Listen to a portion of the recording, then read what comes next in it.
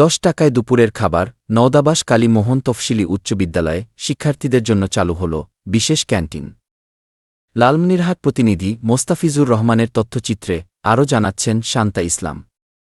লালমনিরহাটের হাতীবান্ধা উপজেলার নওদাবাস কালী মোহন তফশিলি উচ্চ বিদ্যালয়ে শিক্ষার্থীদের জন্য চালু হয়েছে 10 টাকার খাবার ক্যান্টিন। রবিবার দুপুরে বিদ্যালয় প্রাঙ্গণে ক্যান্টিনটির আনুষ্ঠানিক উদ্বোধন করেন বিদ্যালয়ের ভারপ্রাপ্ত প্রধান শিক্ষক সমীর কুমার সাজওয়াল। বিদ্যালয়টিতে বর্তমানে 665 জন শিক্ষার্থী অধ্যয়ন করছে। নতুন এই উদ্যোগে মাত্র 10 টাকায় ছাত্রছাত্রীরা পুষ্টিকর দুপুরের খাবার পাচ্ছে, যা শিক্ষার্থীদের মধ্যে ব্যাপক উৎসাহ ও আনন্দ ছড়িয়ে দিয়েছে। ক্যান্টিনের শুভ উদ্বোধনী অনুষ্ঠান হয়েছে এবং আমি সেখানে অংশগ্রহণ করেছি।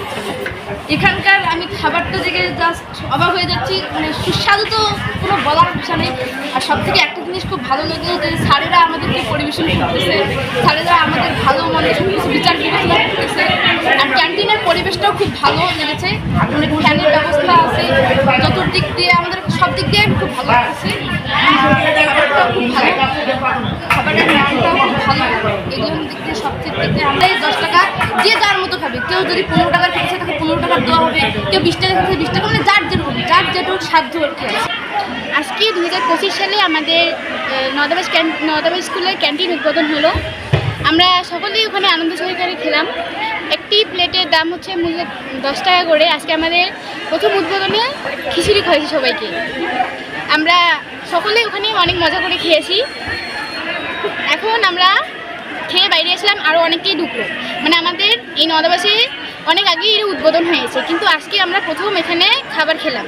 আজকে আমাদের এখানে খাবার খাওয়ানো হলো, তাই আমরা অনেক আনন্দিত। আর আশা করতেছি যে ভবিষ্যতে এই ক্যান্টিনটা আরও অনেক বড় হবে। এই উদ্যোগ প্রসঙ্গে ভারপ্রাপ্ত প্রধান শিক্ষক সমীর কুমার সাজওয়াল জানান, যাতে দূর দূরান্ত থেকে আসে শিক্ষার্থীরা, তাদের পড়াশোনায় খাদ্যর কারণে দেখা যায় তারা টিফিনের পরে শারীরিকভাবে দুর্বল হয়ে পড়ে, যার জন্য তাদেরকে অনেক সময় ছুটি দিতে হয় বা ছুটি নিতে হয়। এই সকল সমস্যা নিরসনের জন্য আমরা আমাদের বিদ্যালয়ে দুপুরের খাবারের স্বল্পমূল্যে খাবারের আয়োজন করেছি। তো সেখানে শিক্ষার্থীদের কাছ থেকে আমরা 10 টাকা ফি নিয়ে তাদেরকে খাবার দিচ্ছি। এক্ষেত্রে আমাদের তাদের এই 10 টাকার খাবারে বা এই অর্থ দিয়ে তাদের খাবারটা খাবারটা পর্যাপ্ত পরিমাণে দিতে গিয়ে আমাদের অর্থনৈতিক বিষয়টা একটা জটিলতার মধ্যে পড়তে হবে। তো আমরা বিদ্যালয় কর্তৃপক্ষ সেটার সমাধানের জন্য কতদূর কী করতে পারি দেখব আমরা সবাই মিলে।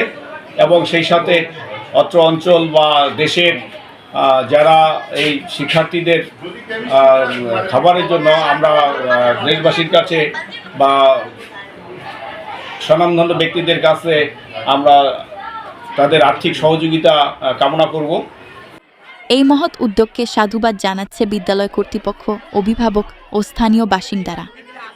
শিক্ষার্থীদের পুষ্টি নিশ্চিত করতে দেশের অন্যান্য বিদ্যালয়েও এমন উদ্যোগ ছড়িয়ে পড়ার প্রত্যাশা সকলের। শান্তা ইসলাম, জাগো বাংলা নিউজ।